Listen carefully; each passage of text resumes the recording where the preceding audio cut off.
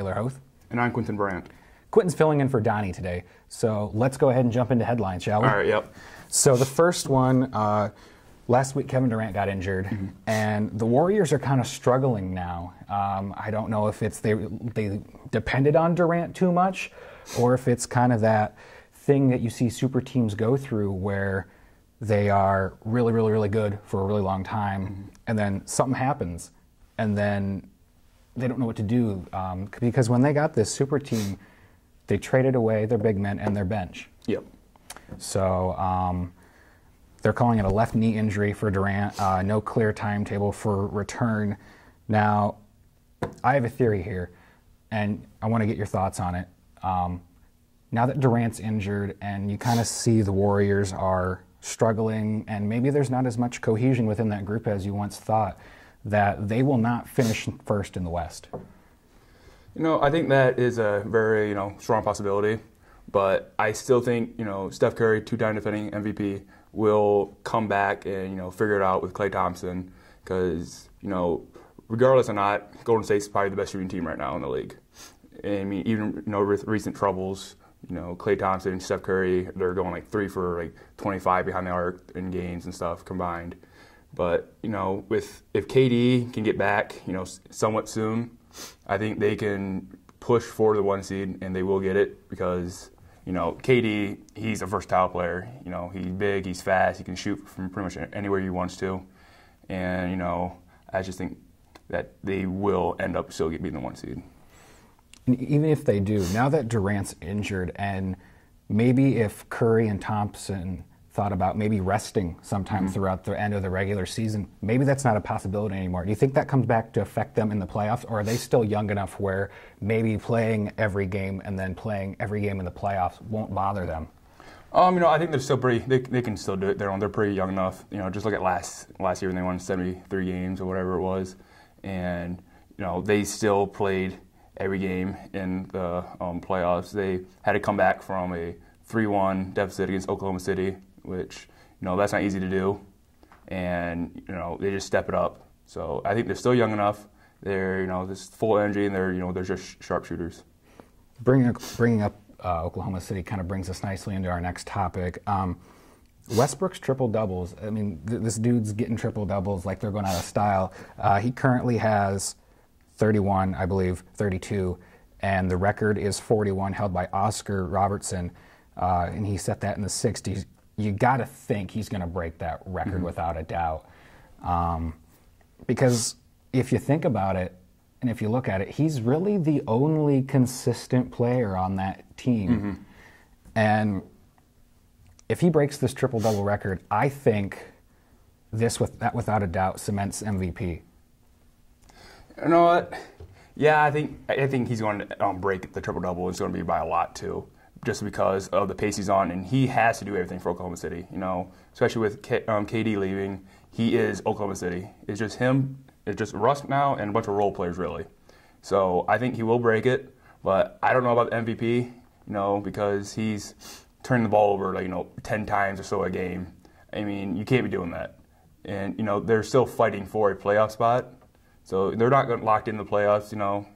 Russ could, have, finished every other game with a triple-double for the rest of the season, and they could still not make it in. So I think that's where the biggest problem lies with him now. But wouldn't you think, so another MVP candidate you'd say is probably James Harden, the closest one. So James Harden and the Rockets, they're going to comfortably make it into the playoffs. James Harden is the best player on that team, but they've got other good players on that team. Don't you think, it would be impressive if he could lead them to the playoffs, but he's got nobody else with him. It's just a bunch of role players. Yeah, that would be impressive. I think it's kind of like a similar case with LeBron right before he left with Cleveland. He was Cleveland the first time, and he had no one else. It was him and a bunch of bums. So he really had to step up his game and everything. But yet again, that's the East. They're a weaker conference. With the West, you have teams that are, you could have two of the best teams in the same division, and they're not gonna, be 1 or 2 seed always. Right, and those are valid points. And you brought up bums, and that once again kind of transitions us into our next topic, which is the New York Knicks.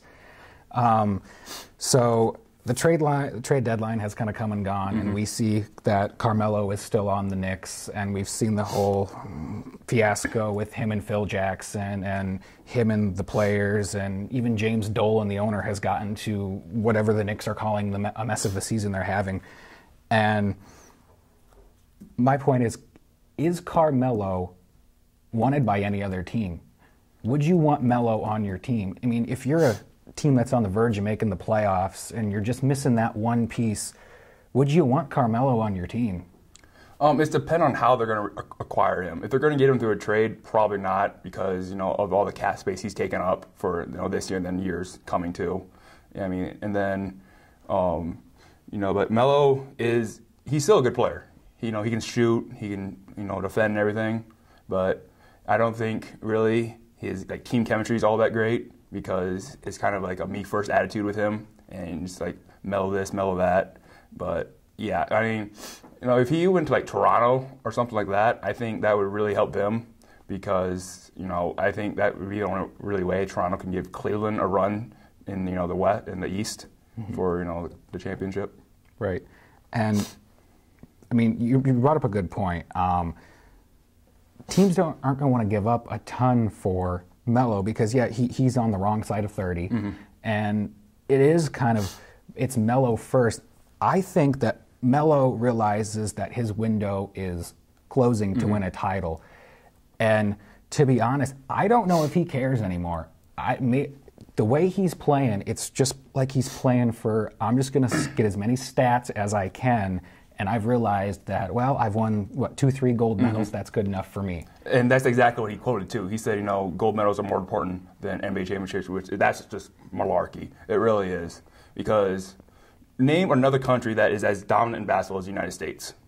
You can't. You can't. Spain's probably the closest. Exactly. And, Spain, they don't really have anyone outstanding besides the Gasol brothers, really. Right. And I just think Melo has given up on himself to lead the Knicks to a championship, and if he wants to win one, he's got to join already big three and become more of a role player than anything. And I guess the next headline, kind of with trades too, we thought that when DeMarcus Cousins landed in New Orleans, him and Anthony Davis, you thought, boy, this would be a team to be reckoned with, and they've struggled. They have won maybe one or two games since they joined, and this kind of maybe puts some doubt in Boogie's mind if he wants to re-sign with New Orleans. And if he doesn't, where would be a good landing spot for Boogie? Well, I'm just going to touch on the trade real quick. I think Davis and Boogie have both actually done really well. They've been scoring 20-plus points and getting 10 boards apiece and everything. And right. That's all you can ask from a big man. Right, and it's not necessarily their fault that the Pelicans aren't winning. Yeah, the Pelicans don't really have a good point guard or a shooting guard that's outstanding. And that's what they really lack. But as far as you think of them leaving, there's a lot of possibilities. It just depends on if he wants money or a ring, that whole deal again. I mean, he could go to Houston, and then with him and Harden teaming up, they could easily give the Golden State Warriors a run for the money. I mean, if he stays, though, with him and Anthony Davis, and if the Pelicans can pick up a shooting guard or something like that in the offseason that, is a veteran that is good and everything, I think they can beat Golden State Warriors in a 7-game series. Because I'll tell you why. You saw it with Oklahoma City and with the Cavaliers when the Cleveland started coming back against Golden State. Golden State has a really big problem with big men and defending them because they don't have anyone, really. So I think if they get anyone that's halfway decent, they can make a run. Right, and yeah, I would agree with that. That's a very fair point. And the last headline I want to bring up is earlier this week, Dirk Nowitzki is now on the 30,000 point list, and he's only the 6th player in NBA history to ever get 30,000 points. And I think that you can now put Dirk in that conversation for maybe top 10, top 15 players ever. I mean, only 5 other people besides him have ever hit 30,000 points. And I don't know if it's just because he's played for the Mavericks his whole career and he's only got 1 ring, or if it's because he's a European international player, and sometimes there's that stigma that's attached with those European players. But I think to not put Dirk in even a top 15 is just 15 players is just totally disrespectful to the guy. Mm-hmm. Yeah, Dirk is the best European player, no doubt, and to not have him in, I would even go as far as the top 5 with him, because he's a big man, so he's not going to be shooting threes all that much. But I think he's top 10 in threes all time as well. Yeah, but I would still put him in top 5 just for the fact that he's the best European player by far, and to not have him at least in the top 5 is criminal. Right. So with the second half of the NBA season underway, me and Quentin decided we'd hand out some mid-season awards. And Quentin, who has been the MVP of the first half of the season in your opinion? In my first half of the season, I'm going to have to go with LeBron. I'm not a fan of the guy, in all honesty, but the way he contributes to Cleveland and how he does it, I mean, LeBron getting a triple-double is nothing big. That's not news, like when Russell Westbrook hits it. And with Russell Westbrook, he turns the ball over a lot. We already talked about that. And then with James Harden, yeah, the man can shoot, he can pass and everything, but he does not play defense. He really doesn't. I mean, I bet me and you could play better defense than him. Oh, yeah, without a doubt. I mean... Yeah, and then I just have to go give it to LeBron. All right, that's fair enough. Defensive Player of the Year, I chose Rudy Gobert. 2.49 blocks per game. That leads the NBA. And he's the anchor of that Jazz team that includes Gordon Hayward and kind of Rodney Hood. And I think they could give some teams in the West a run for their money. I mean, don't sleep on the Jazz, and especially Rudy Gobert. I mean, he swats things out of the paint, and he's one of those big guys that makes you rethink your game plan. Yeah. I mean, with that, though, I would have to give it to Kawhi Leonard. I mean, he's probably the best two-way player in the league right now. But his offense has improved this year, and I think his defense is suffering from it, because if you change your workload from being completely, okay, I'm going to score every once in a while, but I'm going to lock down this guy. If you change your workload to, I got to score because I'm now the guy on this team, your defense is going to suffer. And I think the Spurs, when he's on the court, are like a -9 in point differential.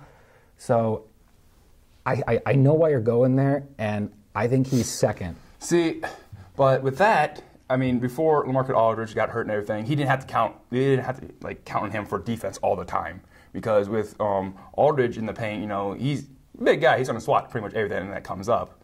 So I think, from last year to this year, it has dropped a little bit, but I think that's to be expected when you get another star in there in the paint with you. Okay, yeah, that's fair enough. All right, let's move on to most improved player. Quentin, who's your most improved player? Mine is Lou Williams. I mean, he really just helps his team a lot. I mean, he comes out, he plays, and you can really see from like last year when he was with the Lakers and stuff like that, where the Lakers they were garbage. They're still garbage, and so you really couldn't get a feel for him that much, because he had to take shots that he didn't want to and everything like that. But this year with Houston, coming off the bench, I think he has really helped them, and that's why Houston's doing so good. Right. He anchored that Los Angeles team kind of that first part of this season even. Yeah. And then you got to think that was a great trade for Houston, because Lou he's a veteran guy who can come off the bench and provide points. And yeah, I totally agree with that. He's been a revelation this year for the Lakers and the Rockets. Sixth man of the year, I chose Zach Randolph. Now, Zach Randolph, he doesn't start for the Grizzlies anymore. No, he doesn't. And he's scoring 14 points off the bench with 8 rebounds off the bench. Now, that's a better line than some guys who start in this league. Yep. And I think it really, not only is it, good for him, he's getting these points off the bench, but I think that shows Zach Randolph's character too. Yep. That he's been with the Grizz his whole career to say, you know what, that's fine. I'll come off the bench and still provide points and rebounds. So I think, without a doubt, it's Zach Randolph. Yeah, I give that to you too, probably, because you look at it a couple years ago when the Grizz were really pushing for championship. He was dominating everything. His personality could always use improvement because of Zach Randolph, but as being a sixth man, I think that kind of helped him and helped the team in general. All right, what about Rookie of the Year? This was really hard because this rookie class has done literally nothing. That's true. And so I'm going to have to go with Joel Embiid because he got hurt and everything. Right. He is still impacted that much. All right, the last one, Coach of the Year. I went with Scott Brooks of the Wizards. Now, he has the Wizards second in the East, and I know it's the East, and it's this revolving door of teams, and then there's Cleveland. At the beginning of the season, I don't think anyone would have picked the Wizards to be in second right now. I mean, I know they've got John Wall and Bradley Beal and Marcin Gortat, but that's really not a team that you would thought, okay, that's second. It seemed to be Cleveland, Toronto, and then kind of a gray area of who might finish third. So I think Scott Brooks has to be Coach of the Year. Yeah, I would give you that because, it just the Wizards really came out of nowhere this year. I mean, if it wasn't for like LeBron and his big three and him keeping on recruiting players, I think Washington would be the 1 seed really, and they could make a run for it. But yeah, I would definitely say he's the Coach of the Year. All right, well, now it's time for the fun part of the show. It's time for past versus present, and this week we have shooting guards. And Quentin, why don't you start us off with your number 5 current shooting guard? My number 5 current right now is D Wade. I know you're not a fan of him. Please go. Explain why. His numbers have dropped with age, but that's father time. That's going to happen regardless. But he's still a playmaker. He can still shoot, and he really helps the Bulls. I mean, yeah, he's not the head center of the Bulls because they got Jimmy Butler and all that, but I still think he is a top 5 shooting guard right now. And I'm going to tell you why that's absolutely ludicrous. All right, yeah, he's old. He's 37, but he's got the knees of a 95-year-old.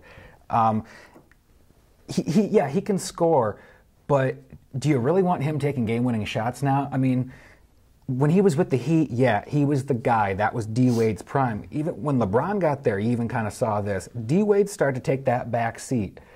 But, well, you're going to when the king comes to town. Right, but he was the leader of that team. You would have thought he would have demanded the ball at some times, even though LeBron's there. I just think anymore, he's not top 5. That's just disrespectful. Sometimes it happens. All right, so my number 5 currently is C.J. McCollum. 23.5 points per game. He's shooting almost 50% from the field. He's a good scorer. He plays well with Lillard. They seem to play off each other really well. And I think he's criminally underrated. Now, I know he went to a small college and he plays in Portland, which is a small market. He doesn't get the TV time that places like, Cleveland and Miami and even LA right now. Yeah, too. even LA are going to get. So he's my number 5. I think he's really underrated. All right. Well, my number 4 is going to be Bradley Beal because, I think. And this is going to be a bold statement. I think he's the best players on the Washington Wizards right now. I think he's better than John Wall. I mean that's. You just look at it with he can shoot. He's more athletic than John Wall, and he can share the rock too. That's pretty good for a shooting guard, especially of a younger guy too. That's going to be trigger happy a lot. Right. So that's why I'm going to put him at number 4. All right. My number 4 is Jimmy Butler. 23.7 points per game, 5.2 assists, 3-time All-Defensive Player of the Year. He carries that Bulls, and I know D-Wade does help, but if you're looking for the heart and soul of that Bulls team, it's Jimmy Butler. I mean, he went to college at Marquette in Milwaukee. I mean, that's close to Chicago. I mean, he really is the heart and soul of that team, and that's why he's 4 for me. My number 3 is Klay Thompson. Yeah, he can shoot and everything and all that, but that's really the only thing he can do is shoot. I mean, he passes the ball, but, you're going to get that when you have Steph Curry on your team. I mean, I could get 10 assists a game with Steph Curry on my team. Right. And, I'm not that great a basketball player. Right. That's why we're doing this show instead. Exactly. But, yeah, I just think there's a couple other guys that are a little bit better than Klay at the two guard, so that's why he's 3. That's fair enough. I have DeMar DeRozan at 3. 27.2 points per game. He's getting close to shooting 50% from the field. Once again, kind of like Jimmy Butler, he carries the Raptors. Don't get me wrong, Kyle Lowry's an outstanding player, but I mean, if you want to get down to the nitty-gritty, it's DeRozan who's carrying that team. He can drive to the hoop, 3-time All-Star, and I think just like what I mentioned with McCollum, he is criminally underrated. I mean, this guy carried them into the Eastern Conference Finals, and for me, that's why he's on this list, and he's got to be 3. Yeah, My number 2 is going to be your boy too, DeMar DeRozan, just because pretty much everything you just said. Yeah, he really carried Toronto and everything, and he is underrated. You know, you just go to like any like award race and everything. He's not really on the list or anything. Even in like games and stuff, he's really underrated. So yeah. My number 2 was your number 3, Klay Thompson. The numbers scoring wise aren't as great as some of the other guys on the previous list. He's shooting 40% from 3, which is good. He's really tall, and he's got that limitless range, and he's consistent. We've seen from Steph Curry this year kind of go spotty. Sometimes he's not hitting us, but I think because he's consistent all the time, and he's got that limitless range, that's why I put him too. My number 1 is going to be James Harden for the Houston Rockets, and it's just for obvious reasons right now. He can shoot from anywhere. He could shoot from Dallas and still make it in. Right. I mean, the guy has just unlimited range and everything. I mean, he passes around really well too. He has quite a few rebounds too. But even though they're more usually longer ones, but they still count as rebounds. Right. I have James Harden at number 1 and 2. I mean, pretty much everything you've said. I mean, he's almost scoring 30 points a game. He's a pure scorer. That's what he's focused on. He's not afraid to take any shot. Yep. So yeah. I mean, he's the best shooting guard in the NBA. The defense, that can improve, but yeah. All right, so past. Now, why don't you start us off with number 5? My number 5 is actually going to be Ray Allen.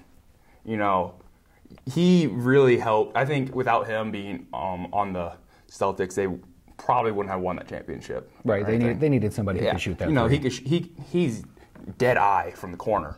And then, let's just rewind here a couple years ago with the Miami game, and then trying to force a game 7 with the Spurs, I believe. Half the fans already left, and all of a sudden Ray Allen comes into the game, and he's knocking down 3 after 3 after 3, and then boom, they win the game, and they go to San Antonio, but eventually lose Game 7. Right. And my number 5 is Pistol Pete Maravich. 24 points per game, 4-time All-NBA, 5-time All-Star, Hall of Fame.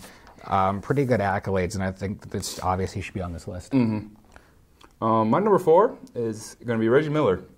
He was entertaining to watch, whether you like the guy or not. Right. I mean, he doesn't have a ring, but with playing in Indiana, that's a really really small market. They're just a bunch of farmers really around there too. Right. And so without them, having the money to buy another free agent or something like that, I think. If he had, at least one big man or something like that in his career that was good, they could have pushed for at least multiple championships. Yeah. My number 4 is John Havlicek. 20.8 points per game, 6.3 rebounds, 13 all-time All-Star, 8 titles of Finals MVP, 11-time All-NBA. Another one of those guys where maybe he doesn't get talked about a bunch, but in his prime, he was one of the best. My number 3 is going to be Clyde Drexler. Because, he was just dominant, really. I mean, let's see. He averaged, 20 points a game. I mean, that's pretty good. Especially, when you start out in the early 80s and everything where your teams weren't, always high pace as they are now. I mean, those games you really didn't, get much past 80 points a game. Where, much more slower and methodical. Yeah, they're much more slower. They pass it around a lot more. Right. And, like today's game, if a team doesn't score more than 80 points, you're wondering what the heck happened. Right. Because you're seeing teams score, 120, 110 points a game. And, I just think it's just the difference between the games has changed, but you still have to put him in there. Right. Clyde Drexler's my number 3 as well. Kind of what you said. The only thing I would add is the dunking. One of the best dunkers ever. I mean, he would put on a show. Some of those dunk contests back in the 80s, those were really great. And I laugh because this is where the real fun begins for me and Quentin here. The top 2. So I know Quentin's got plenty of stats for me. Quentin, who is your number 2? My number 2 is going to be Michael Jordan. I know you're not going to agree with it, and I really don't care because, can we agree that the 95-96 Bulls are the best team? Yeah, without a doubt, we can agree. Without a doubt, all right? We can agree on that. I think Michael Jordan had more help than my number 1, Kobe Bryant, because you look at, the stretch right there with 95-96 Bulls, and Rodman, he averaged 13 rebounds in a career, but with Chicago in the 3 years, over 15 rebounds a season. He didn't shoot a lot. He only had like 5 points or so, and whatever like that. But then you go to Pippen. That was that was more like Kobe's like Gasol really to him, because with once Shaq left and everything, you know, Gasol was like the next best player. You know, he averaged like 17 points too, and Pippen averaged 17 points and everything also. And I'll let you talk about why Michael Jordan's #1. I'm not saying Kobe's not a good player. He's one of the greatest. He was a winner. I've never seen a guy who was so determined to win. And yeah, he's a pure scorer. But I think that Michael did have more help. He had Pippen, he had Rodman. But I think, was it Kobe's own selfishness to have that big max contract that didn't allow the Lakers to sign another star player? No. All right, here's some facts here for you real quick. Okay. When Shaq and Kobe were together, everybody always thought, you know, it was Kobe, you know, beating me to Shaq, blah, blah, blah, and everything. But you go back, you know, Shaq's been on like 5 teams. There's a reason for that. He didn't resign with Miami, you know, because probably for a little bit of money, and he criticized the Miami organization, you know, all the time.